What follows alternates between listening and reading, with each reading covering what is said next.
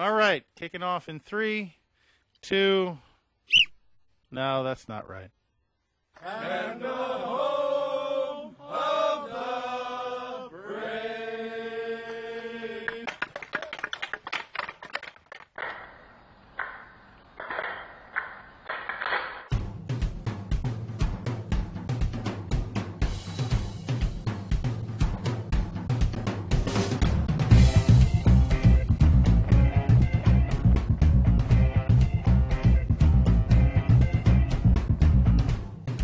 Game on!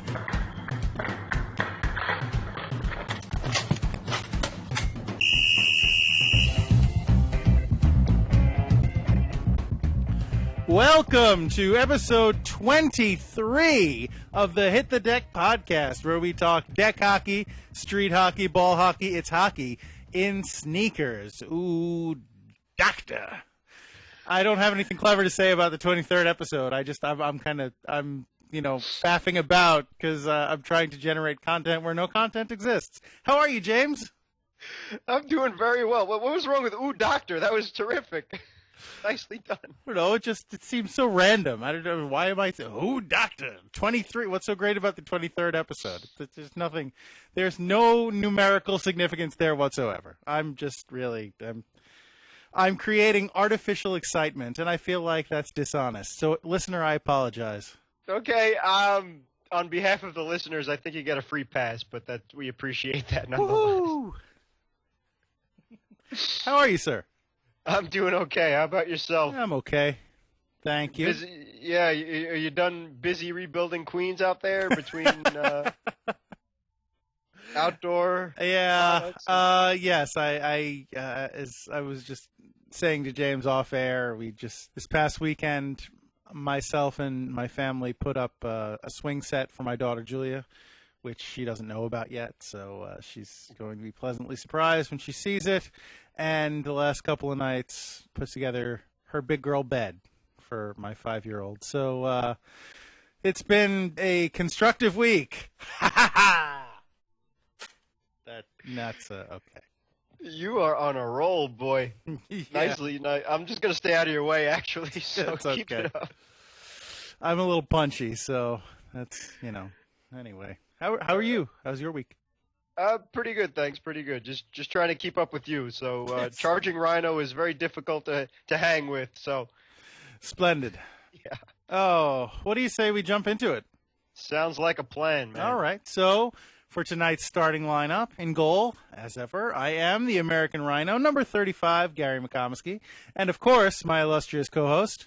On defense, number 4, I'm James Sajazi. Fantastic. So, James, if you would not mind, would you please tell us what's on deck for tonight's podcast? Would be happy to.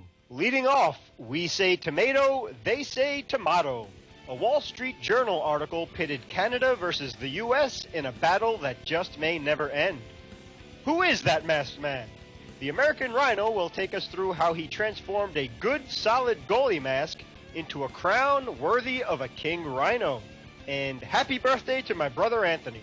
We are recording this very podcast on my brother's birthday, but as Gary has pointed out many a time, no one will hear our podcast until Gary uploads it.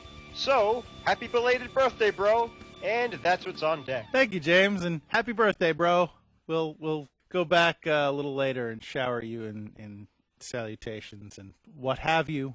Appreciate that. Thank you, sir. Oh, and sure. we do appreciate after every episode that you do thank my brother for some music provided for our great podcast. So that's much appreciated as well. Well, the music itself is appreciated, but you're jumping ahead, James. You gotta build to these things, right? It's a process. You whet the listener's appetite, and leave them wanting more. You don't want to give them too much of that sweet happy birthday action right up front. They gotta give them a reason to stick around.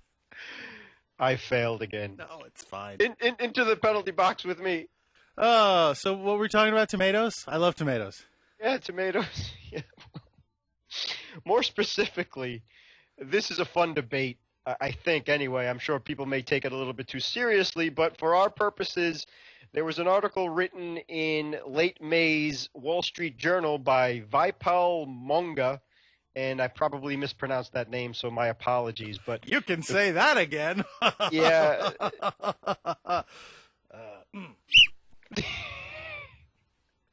the article is the title of the article. I'm sorry, excuse me. All right, the title of the article is The Great NHL Debate: Is it a sweater or a jersey? So, obviously, if you're a hockey fan out there, I'm sure you have a hardened opinion on whether the top that the players wear and us fans can buy and wear as well, if you're going to call it a sweater, you're probably from Canada. And if you refer to it as a jersey, you're probably like Gary and I from the States. So it just depends on – it's the same article of clothing, but it just depends on what side of the border you're on. And traditionally, it's traditionalists that stick with referring to the item as a sweater. And for us newfangled folk who are a little late to the party, I guess, like us U.S. folks, we refer to it as a jersey. So this article just goes into that a little bit in depth. And Gary, what is your opinion on this matter? Well, you know what? Before we give our own opinions, James, why don't we draw the battle lines for the listener? In this article, a couple of our beloved New York Rangers laid down their own opinions on what exactly constitutes the article of clothing that the skaters and goalies and players generally wear on their upper bodies. And so, Canadian captain, Kleenex enthusiast Mark Messier. He is a devout Canadian. Well, actually, I don't know how devout. How can you be a devout Canadian? I mean, it's not really a religion so much it is a nationality, and he was born into it. Well, you do get this. You do get the save here before. Sorry to interject. No, is that carry on. Canadians do feel that hockey is like a religion, so there you go. I suppose that's true. Yeah, so devout Canadian / hockey player Mark Messier is a staunch supporter of the sweater camp. He believes that the thing that he wore that number 11 so proudly for so many years is like to a cardigan. It is a sweater. However, the man that played behind him for all those years in New York, Mr. Mike Richter, who, as we recently discussed, is American Hockey Hall of Famer and, red, white, and blue patriot. He's a Jersey man. He's a Jersey boy, dare I say. I'll show myself out. No, please. I can't do this on my own. Come back. So, all right, fine. Once again, since you asked, I'm going to have to go with my boy Mike Richter on this one. I am a Jersey. I'm a fan of the Jersey. I'm a Jersey proponent. Maybe it's because I'm an American and everything that in our kind of culture, everything that athletes wear on their upper body is almost invariably referred to as a jersey, unless it's like a race car driver, in which case he probably wears or she wears some kind of flame retardant suit. I don't know what you would really refer to that as, but definitely not a jersey. And I guess golf players wear like polos and golf shirts, so they don't technically wear jerseys either. Not technically, they don't wear if you win the Masters, you get the green jacket, right? So yeah, right. That's right. And I think if a tennis player tried to wear a jersey, it would probably mess with their racket hand because they tend to be kind of loose and floppy.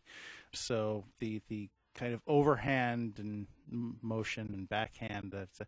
I've gone completely off track. What was I talking about? I was enjoying your following you down that crazy path, but yeah, we were talking about something about people from New Jersey. Yeah. Yeah. Okay. I'm not a Devils fan. That's just. I'm sorry. I have to go on record and say I'm not a fan of the Devils. I assume that's what we were talking about because I can't recall. Maybe the Canadians have a point there that we should follow in that aspect. That if we Americans refer to the article of clothing as a jersey, yes, that does get quite confusing when referring to a piece of clothing versus the state in the United States. So gotta give maybe a point to the Canadians in that one. But yeah, to follow your lead, I can't go against Richter, especially because you, your lovely wife, and my dear sister-in-law all love Mike Richter, as do I. But let's just say that you guys wouldn't appreciate it if I disagreed with Mr. Richter, and it's guaranteed that you wouldn't be putting that jersey or sweater on my back. Let's just say that, and not where you would be putting it. So, I yeah. get it. Yeah, right. I too am an American, and I too love Mike Richter, and I'm not going to anger an American rhino. So out of fear and the fact that I was born in this country, I'm sticking with Jersey. Sorry, Canada, it's your sport. We definitely acknowledge that, and we appreciate it. We have said that on Hit the Decks in the past, that we love Canada for sharing the beautiful sport of hockey with the world, but it is a jersey. As a matter of fact, in this article, there's a gentleman by the name of Chris Derlome. I'm probably getting that name wrong too, but he wrote a book called The History of the NHL Hockey Jersey, 1983 to 1993. And he says that the jersey more accurately describes the shirts because they are made of 100% double knit polyester and other materials, as opposed to the old sweaters, which really were sweaters in the term of hockey players wore. Well, and, sure. I mean, I'm sorry. They play on ice, so right. You know, way back when, before the kind of equipment that they wore evolved, I imagine it was very cold playing on the ice, and the weather required to play on said ice to keep the ice frozen would mean that they'd have to be pretty cold, so a sweater would keep them warm while they were skating. The evolution of the term makes perfect sense. It's just, I agree with you. I think it's evolved past the point. And look, all kidding aside, I respect the mythology and the tradition of hockey and the people who call it a sweater. I respect the fact that that's something kind of uniquely hockey and that it's a very traditional mindset. And again, all kidding aside, I have no problem with people who call it a sweater because I get it, but I'm always going to call it a jersey just because I look in my closet and the sweaters are the things that I have stuffed up on the top shelf for when the weather gets cold in the winter. And the jerseys are the things that I have hung on hangers in a row, depending on what sporting event I will be attending that day. Yes, exactly. And as you were saying, too, right, they needed to stay warm back when, and those materials were actually made of heavy woolen knits and were literally sweaters. And that carried on into the NHL and other professional hockey leagues. And, right, then when it evolved into the jerseys that they use today, as a matter of fact, after the, Lockout 3, the latest one. Yeah, I think that was direct to video, wasn't it? Lockout 3? Yeah, Mr. Gary Bettman, but, the Players Union as well. But anyhow, when they came back from the latest debacle, the NHL kind of reinvented itself a little bit. And one of the things that they focused on was the jersey itself. And I believe at the time, and I still think they are still making it until next year or two, Reebok is the current manufacturer of the official NHL jerseys. They still do the edge? Yes. They had to, along with the league, redesign the sweaters or jerseys to not be as bulky as they were. And they even came up with great wicking ability, as Gary and I have spoken about in many Hit the Deck in the past, about the new material that helps you perform better and keep you comfortable while playing. Is they incorporated that material into the jersey or sweater that the NHLers wear today. So, right, they had to make the uniforms more streamlined. Also for goalies, there have been some goalies in Philadelphia on the Flyers, let's just say, that would wear their jerseys a little bit too large, where they would actually use them as another aspect to stop the puck from going in because they were so baggy that they actually, they would dishonest. Who would do such a thing? Only people from the Flyers, I guess, but I'm sure other goalies probably try that too. But the Flyers were dumb enough to get caught and be that brazen to just openly admit it. I'm sure But there's anyhow, plenty of goalies who try and use their equipment to their advantage and maybe use larger equipment than is strictly condoned under the auspices of the rules. So you're right. Philly got caught, but I can't sit here and pretend righteous indignation because it is sadly something that those of my tribe tend to do.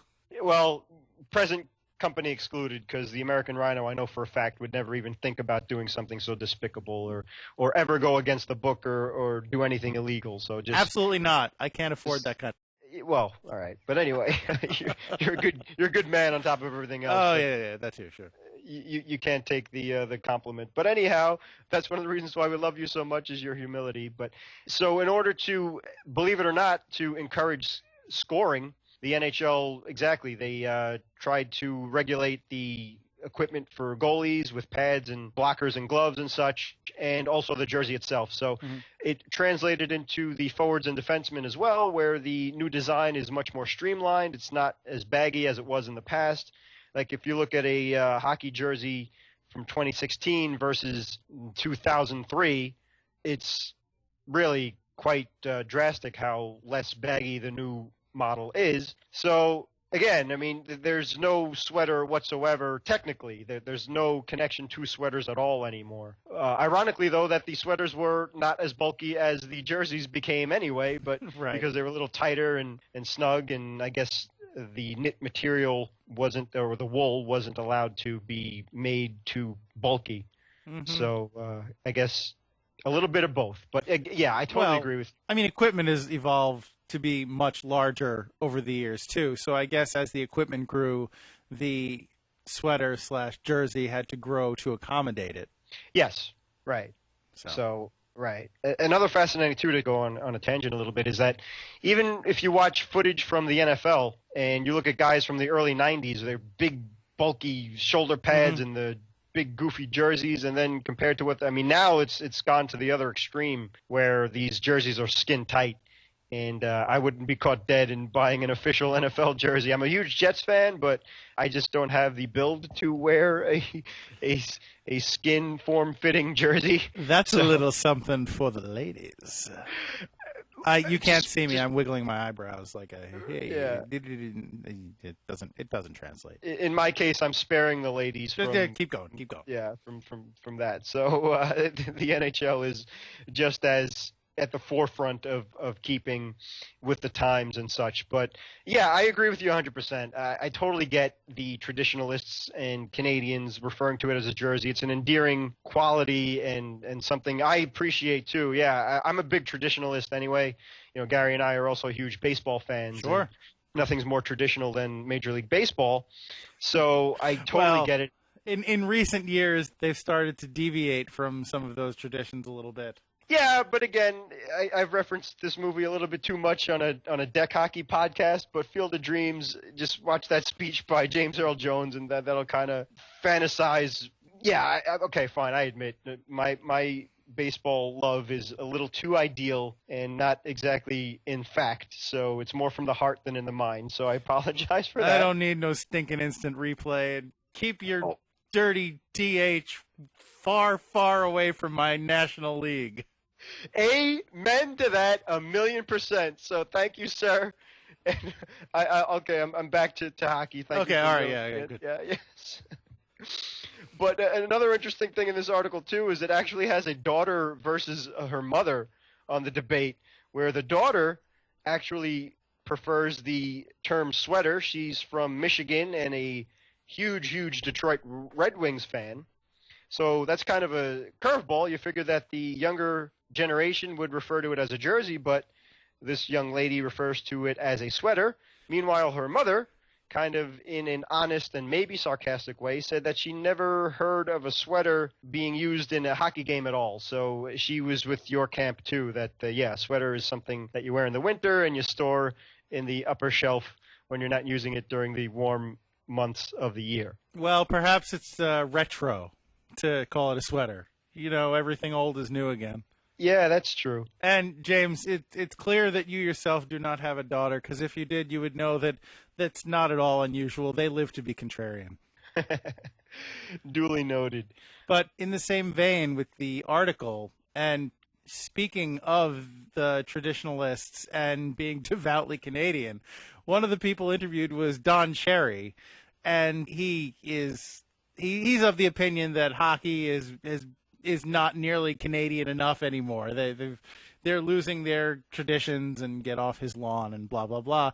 But obviously he is firmly in the sweater camp. But to this, I have to say, I really, of all the people that I would ask fashion advice from, I don't think Don Cherry would be at the top of the list. So, with all due respect, I'm not going to run out and try and change my mindset just because Don Cherry doesn't like the way I'm calling a piece of clothing. Oh, man, a huge assist goes to you on that one, Mr. Rhino Mac. For the fans listening out there, thank you for listening, by the way. And we'd also love to hear what you have to think, what your opinion is on this this debate as well. If you refer to the item of clothing as a jersey or a sweater, please let us know. And, of course, Gary always lets you know how you can contact us at the end of the show. But well, I'll let you know right now because, we're talking about it right now. If you have a blazing hot take about what this hockey shirt is called, email us at hitthedeck@gmail.com or hit us up on Twitter. Tweet at us, as the kids say, at hitthedeckpod. And we will be happy to either laud your opinion or tell you how wrong you are. So getting back to Don Cherry, and again, I apologize for this really extreme roundabout way to get back to Mr. Cherry. Do yourself a favor and use Bing or another search engine. Type in Don Cherry. His name is actually what's that? Bing? Yeah. No, I'm sorry. It's just, are we shilling for Microsoft now? I've never heard anybody ever recommend somebody Bing something if they weren't getting paid for it. No, I'm not getting paid at all. I actually prefer it. I've been using that search engine quite a lot lately, and it's better on to me anyway. I think it's more convenient on my phone and on the computer as well, especially if you're looking up video footage and such. But sure, whatever search engine you want. Bing, Google, that other one, Yahoo, whatever. All right, you heard it here first. Bing Don Cherry. Right. Don Cherry, his last name is spelled Cherry, and you will see for yourself what Gary is talking about with the elaborate outfits that this man has worn throughout his illustrious career. And I do mean illustrious. I mean, head coach of those incredible Boston Bruins teams, and he is one of the most beloved sports commentators in Canada history too, so he knows his stuff. He's a man's man too, but for some reason, I agree with Gary 100%. His fashion sense is a bit questionable, let's just say. Yes, that's cherry, like the fruit, and his wardrobe is the pits. Oh!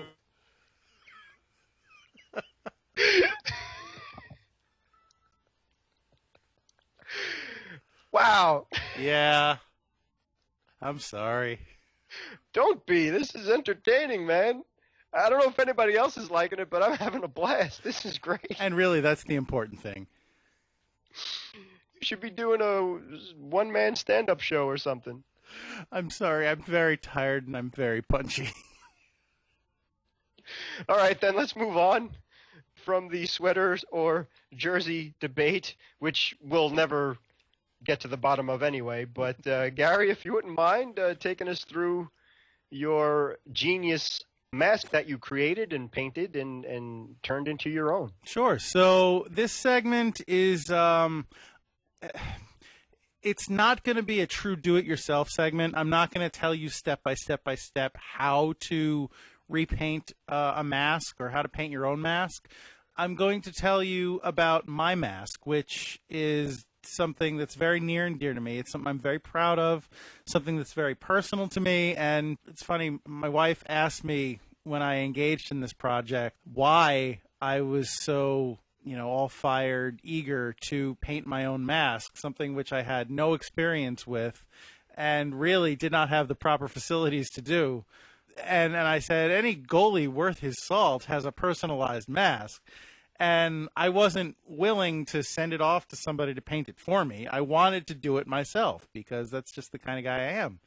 Also, I figured it would be cheaper doing it myself. I'm not sure if it actually worked out that way in the long run. I'm going to say between buying the mask itself, which was a fairly low-end Bauer. When I started off, it was just a flat black Bauer mask, rated for ice and roller hockey, but like realistically amateur level, because, you know, at some point, people's shots are so hard and what have you that using something like that, it's plastic. It's like ABS plastic. It's not Kevlar. So using a mask, a lower-end mask like that can actually be hazardous to your health at a certain level. But the level that we play at, especially with a ball, I wasn't concerned about that. So just a side note.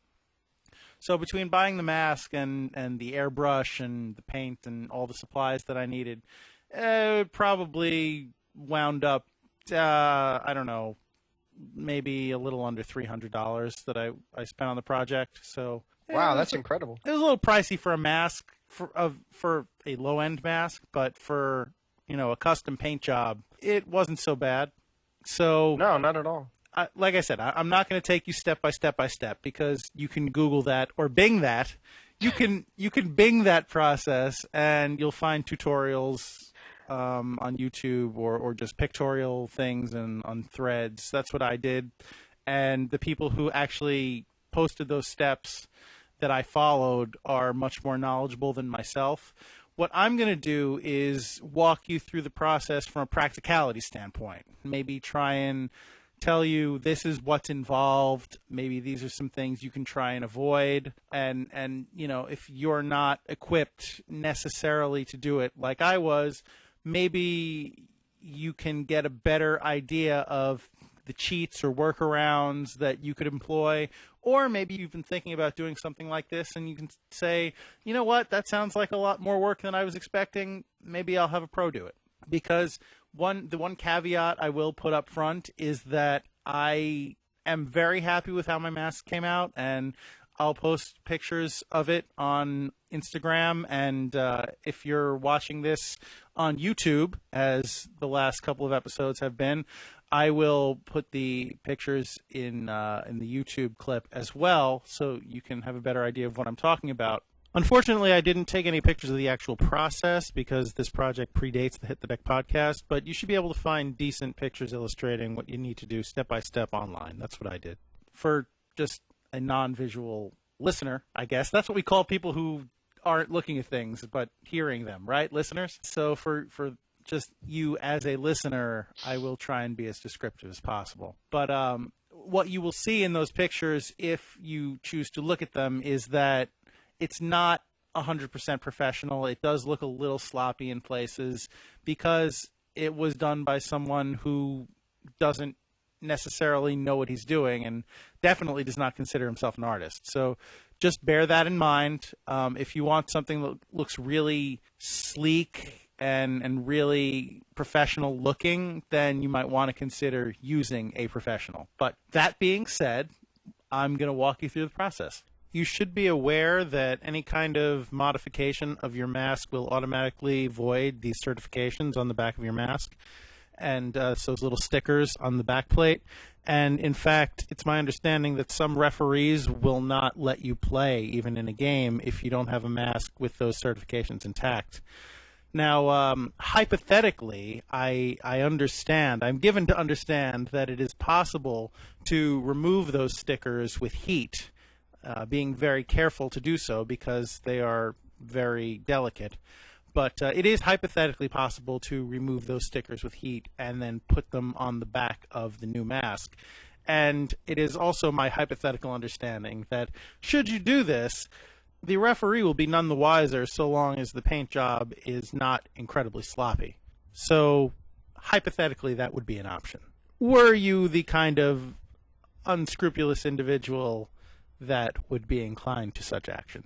So first, obviously, you need a mask, something that you are going to be okay with potentially messing up. You know, so if it's like your A mask that you really love and you already have a decent paint job on, you're hoping to soup up, you know, maybe give that a second thought, because it's not the easiest thing in the world. It's definitely a process, and it's definitely something that you could mess up and you could regret if it's something that you really, use all the time. Oh, actually, that's another thing right off the top. I'm going to say, if you are planning on knocking this out in a couple of days, don't, because you can't. Unless you're doing a really, really, really basic paint job, and even then, it's probably going to take you at least 3 or 4 days between prep work, painting, drying. Actually, it's going to take you at least a week. Prep work, painting, drying, and then coating. So don't expect this is a mistake I made, actually, because I had gotten the materials for this and I had begun prep work well in advance of actually doing it, but I wanted to knock this out in time for a tournament, so I really kind of burned the midnight oil trying to get it done as quickly as I could, and it still took me a little over a week to get it done, and really just in the nick of time. But again, I'm happy with how it turned out. So the first thing that you're going to want to do is not paint the mask or even sand the mask. The first thing you're going to want to do is take apart the mask. You're going to want to take out the straps that hold it together, and you're probably going to want to take off the cage, because even if you're painting that, you're probably not painting it all uniform color, and that being metal or chrome or whatever the cage is, it's a different material from the mask itself. So it's pretty easy to unscrew that stuff. You just have to be careful. It can be a little tricky to get to all the screws because you have padding on the inside of the mask. So just pictures help. If you're not positive you're going to be able to put things back together exactly the way you took them out, then definitely take some pictures for reference for when you're reassembling it later. And speaking of cage, I did notice from seeing your mask in person, did you actually paint the cage? Because I really like that red color that's on it. It looks really cool. I did, and I'm going to address that a little bit later in this little segment. Oh, goody. Okay. But what you're going to want to do is you take your mask and you have to sand it down. Don't use too rough grit sandpaper, and don't be too aggressive with it, because once you sand through the coat, then if you get all the way down to the plastic and start scratching the plastic, that's going to really adversely affect the finish on the final product. So you have to walk kind of a fine line. You have to be patient with that. It's a process, and it's not going to be fun. Just be aware of that, and maybe spread it out over a little while, maybe while you're watching TV or whatever. Just sitting down to do something that you can enjoy while you do a mindless, thankless task. And if you are planning on painting your cage, you're going to need to sand that down too, because it's probably going to be chromed and coated itself the same way as the mask is coated, and you need to break through that coating. And you're going to have to be, talk about tedious. The mask, at least, is mostly smooth surfaces. The cage is a lot of really tight corners and welds.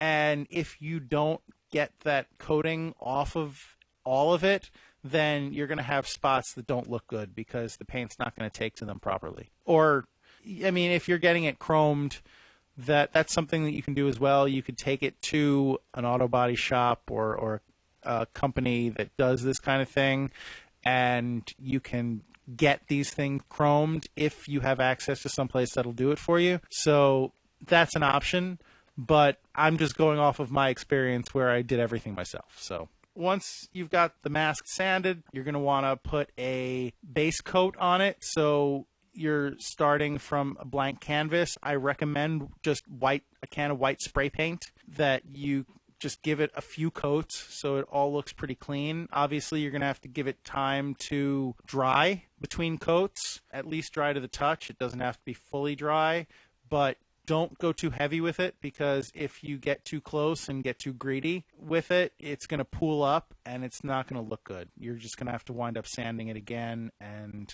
you're going to just regret the fact that you didn't take the extra time to do it right the first time. And speaking of masks, do you need a mask to cover your face when you're dealing with sanding and spray painting? Great question. Probably. I mean, I'm not going to tell you how to live your life, but you probably should have a mask when you're sanding because there's going to be a lot of fine particulate matter that gets in the air, and that stuff is going to be nasty to inhale. So wear a mask, or you're probably going to be blowing your nose a lot, and you're not going to like what you see.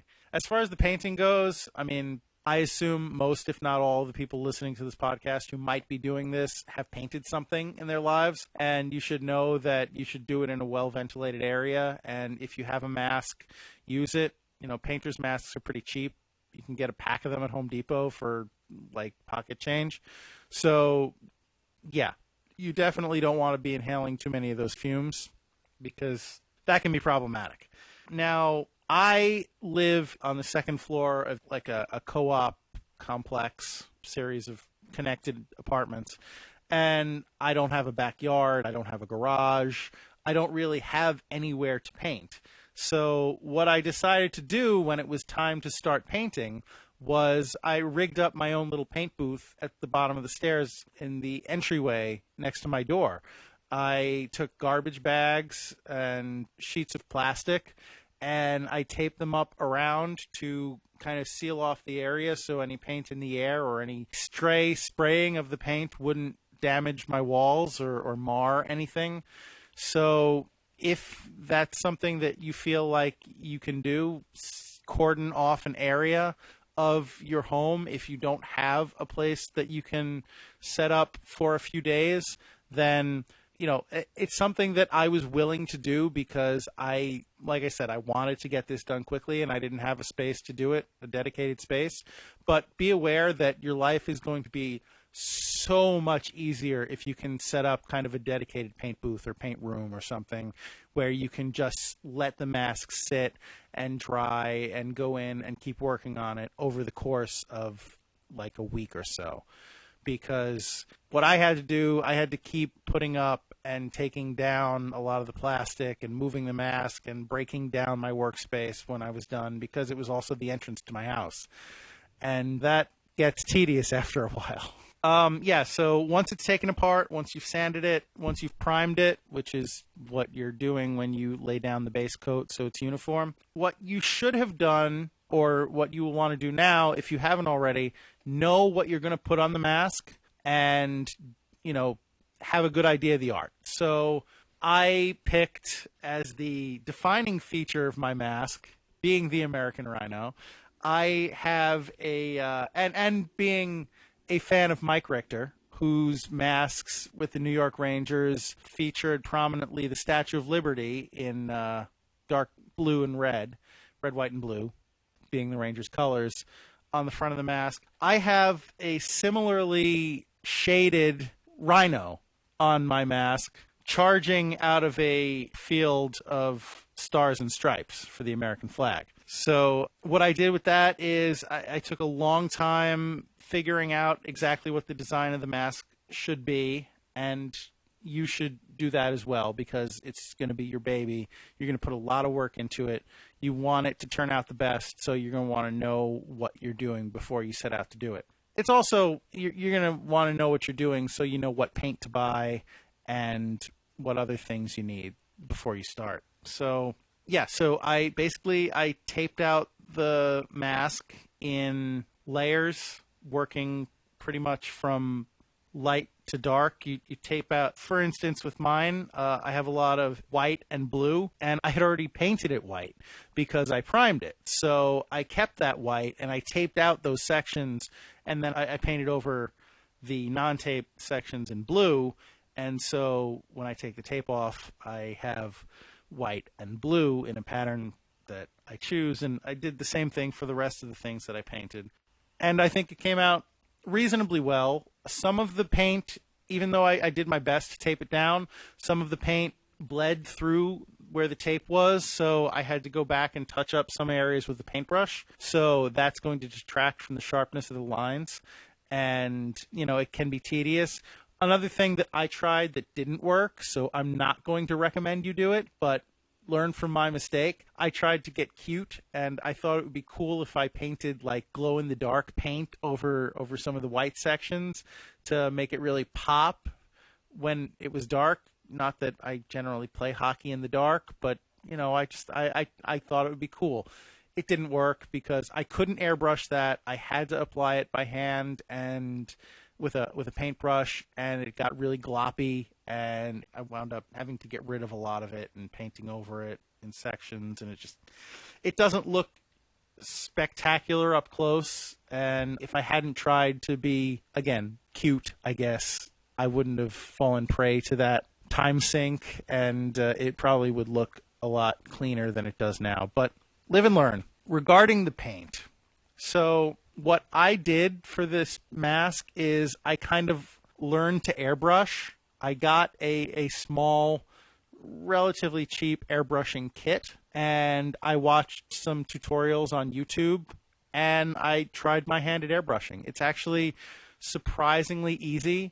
The big things you have to understand when you're airbrushing for the first time, you have to clean it out immediately after you use it because you don't want that paint to get gunked up inside of it. So you're going to want water. You can clean it out with soap and water. It's not like super hard to do. And you don't want to get too close to the mask, especially if you're doing a wide area. You want to try and brush from a little further out because I think, again, this is one of the problems I ran into. If you do try and get too greedy and paint it all at once too quickly instead of going over lightly in several layers, then the paint will tend to pool. It'll get under that tape, and you will have to go back and touch it up, and it won't look as good as you want it to look. Use acrylic paint, not enamel. I learned that the hard way. Enamel will stick and will gunk up your airbrush, and it'll be a problem. Use acrylic. You can water it down.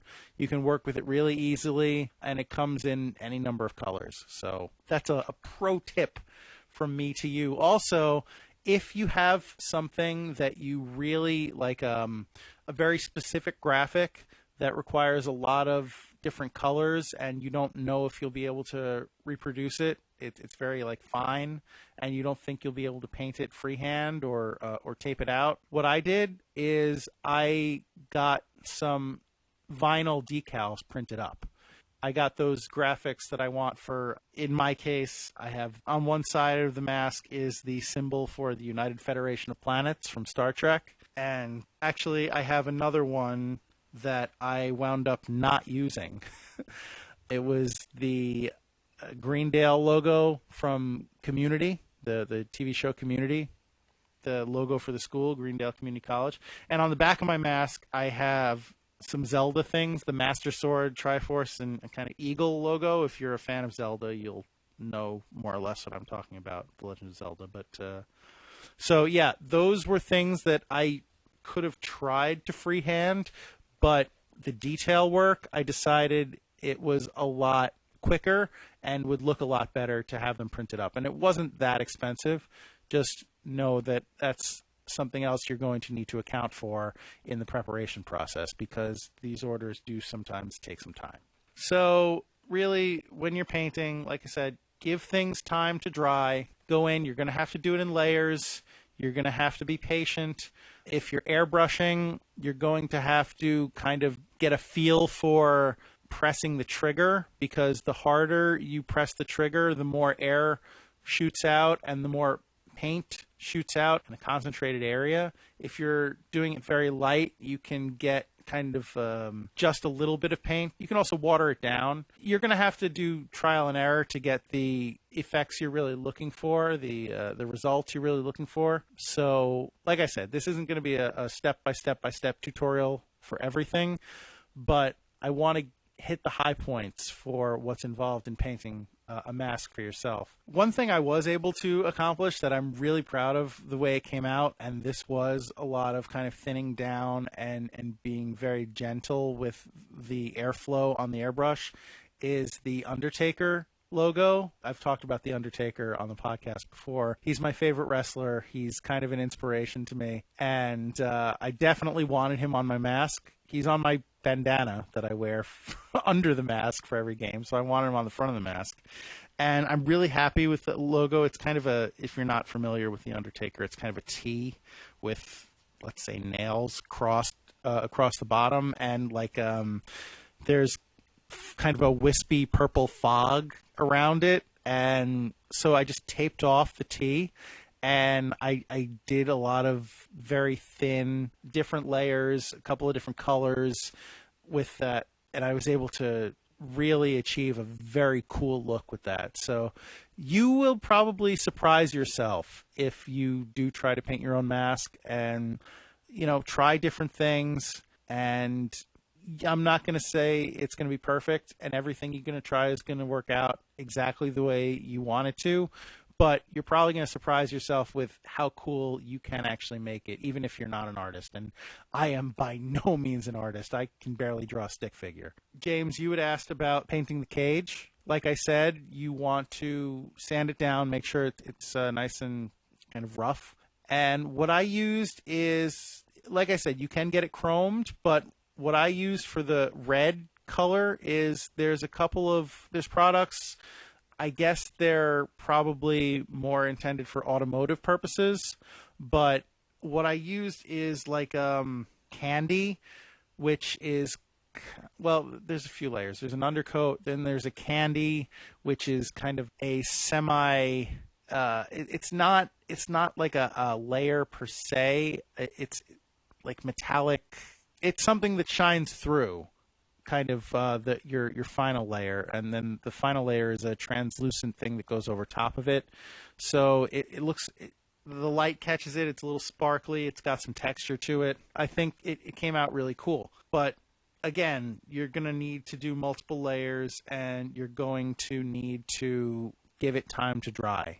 One thing that I ran into in a paint booth, they hang it from something by a string so it can dry all around. I didn't have access to that, so I had to kind of put it down, and the bottom of my cage has the paint came off because it stuck to the cardboard that I was sitting it on. So just be aware that when you're painting, that could be an issue. And yeah, so the final step, and this is really something that I want you to listen to because it's really important, is clear coating it. You're going to want to clear coat your mask, because if you don't, the paint job that you work so hard on is going to get scratched and dinged and peeled off the second a puck hits it. I used an aerosol, like a spray clear coat, but the thing with clear coat is if you're using a good one that's going to last and you're doing it yourself, you need to be very, very careful. You should strongly consider taking it somewhere where they will clear coat it for you. If you want to do it yourself, make sure you have a respirator, and make sure you're in a very well ventilated area, because the clear coat fumes can be toxic. They are toxic. If you inhale them, they will damage your lungs. And obviously, as a human being, you don't want your lungs to be damaged. But as a goalie, you need your wind. You need your lungs to be functioning at top capacity. You don't want to not be able to breathe, because that will adversely affect your game, needless to say. I did something kind of stupid and a little reckless, but I don't have a respirator. So what I did when I was clear coating my mask, I did it outside, and I had a paint mask on. What I would do is I would take very deep breaths and kind of run over, hold my breath, and spray out the mask, and then run away from it upwind and breathe, which I still got a little bit of it, but it was not, I don't think it was enough that it really damaged me at all. But I hope not. But even standing 20 feet away in a breeze, I could still get some of those fumes, and I definitely was feeling a little lightheaded, and I could feel it in my lungs. So again, be very careful, and it's going to take a few days to dry properly, so you're going to need to leave it in a well ventilated area that nobody's going to be going in and breathing those fumes. So yeah, be careful.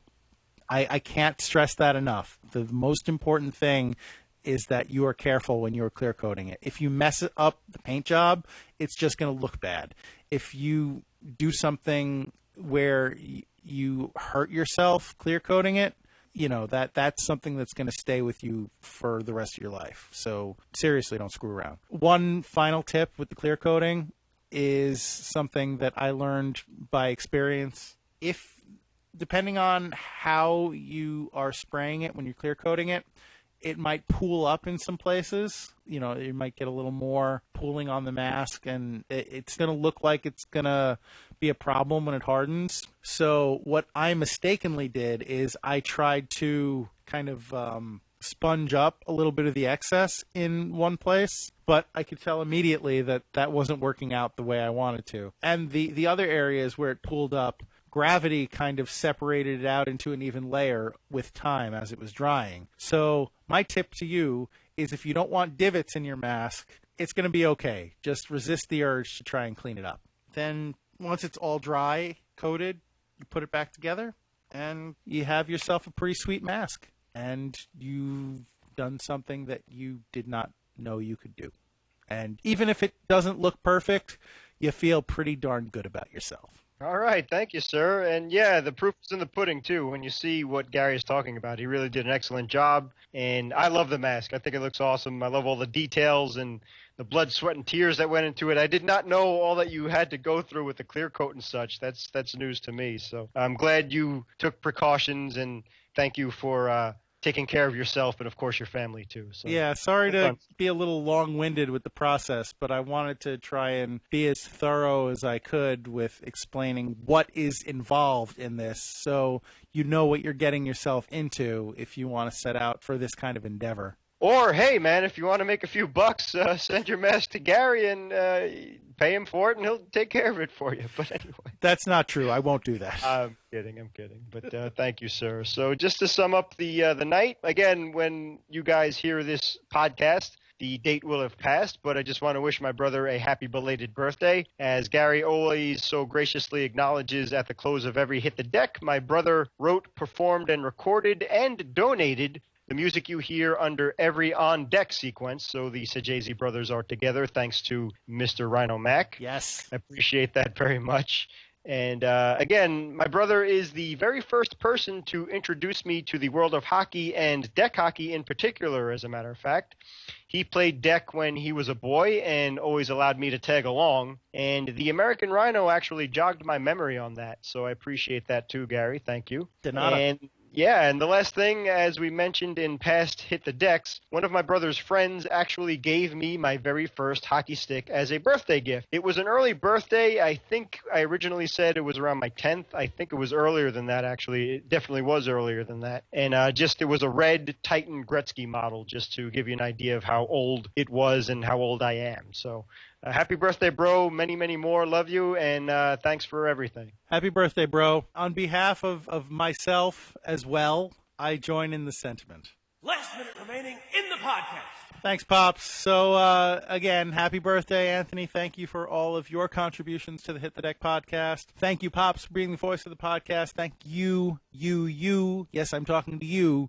Thank you for listening to the podcast and being a supporter of Hit the Deck. If it wasn't for you, we wouldn't be here, and we appreciate you listening and taking the time to listen to what we think is entertaining.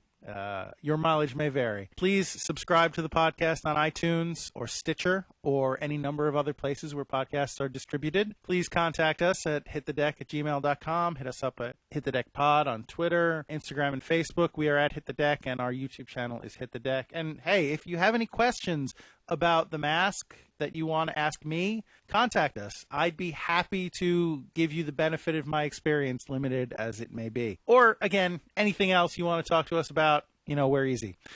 Who have I forgotten to thank? I've forgotten to thank the LIQ for the use of sound effects, which they helped us to record for the purposes of this podcast. James, what am I forgetting here? Absolutely nothing. If you did, then it got past me too, so that's on the defense. But thanks for everything, sir. I appreciate it. And for a man who was tired, you really gutted this one out. So another prime example of what a true deck hockey animal you are, and you deserve that American Rhino name. So thank you, sir. Well done. Thank you, James. And, just to give our listeners a quick little scouting report for the next episode, come on back. We've got some more insights on the nuts and bolts of playing the game of hockey. If you enjoyed our segments with Brad, I think you're going to enjoy this one too. So that'll be episode 24. So there's your sneak preview. And finally, as always, please remember, it's DEK hockey. Don't be that guy.